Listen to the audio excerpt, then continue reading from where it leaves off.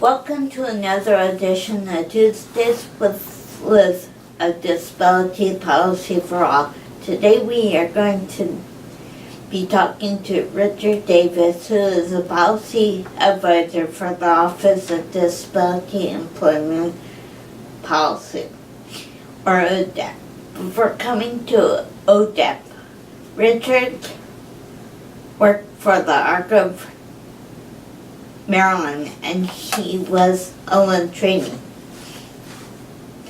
While the employment rate for people with and without disabilities has been steadily increasing over the past year, the employment rate for people with disability is still less than half of the general population.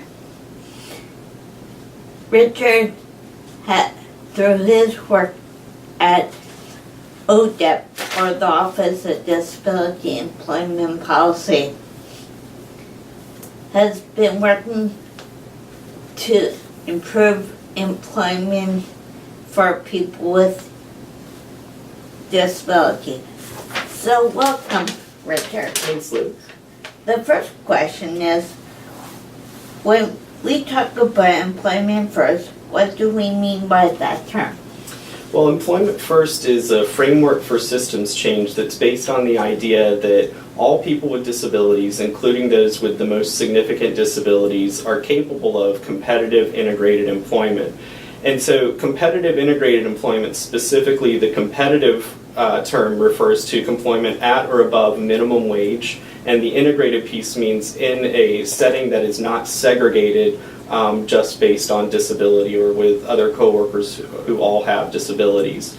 So one of the things about Employment First is, in addition to policies, it's also a grassroots advocacy movement that anybody can get involved with. So any advocates at the state or local level who want to help create more opportunities for employment for people with disabilities can start to help and network with policymakers in order to change policies, practice, and funding in order to create more Employment First opportunities. So in the past, there was an assumption about some people with disabilities that there were people who could not work. And so under the new Employment First approach that's been really catching on across the country, the idea is that all people with disabilities can work with the right supports and services in place. And we now have a lot of new approaches to it, such as supported employment and customized employment, that have created new opportunities to engage and work with employers and to do transformation for provider agencies in order to create new opportunities for people with disabilities.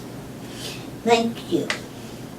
What would be the benefit if every state would implement an Employment First policy? Well, I think that's an interesting question, and so I think that the Employment First policies are a great starting point for any state to begin, committing to Employment First principles. But you may remember the Workforce Innovation and Opportunity Act was recently passed and is being implemented, and one of the aspects of that was the creation of an advisory committee called the Advisory Committee for Increasing Competitive Integrated Employment for Individuals with Disabilities.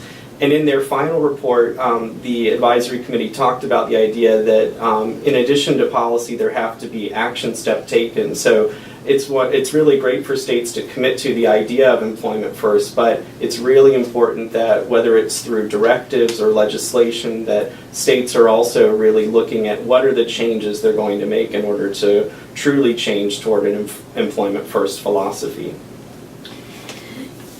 Earlier you mentioned about supportive employment and customized. Can you explain that for the audience? What's the difference?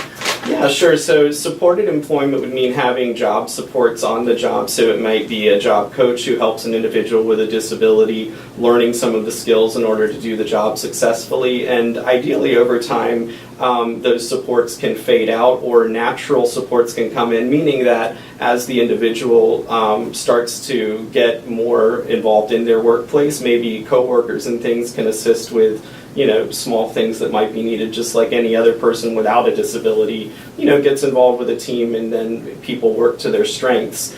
Customized employment is looking at the skills and interests that a person has in a job and matching them to an employer's needs in the community. So, you know, when we're doing customized employment, you're looking at what are the strengths a person has, not the things that they can't do, but what are the things that they can do that would be able to fit for a need in a job setting. So customizing a position for them that suits their interest and the skills that they have. Thank you. Mm-hmm.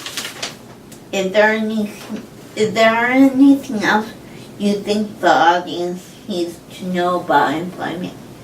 Sure, there are lots of things, and I wanted to talk a little bit about the program that we have at the Office of Disability Employment Policy that I work on, called the Employment First State Leadership Mentoring Program. So that program has been around since 2012, and one of the things we offer is technical assistance and training to states who apply.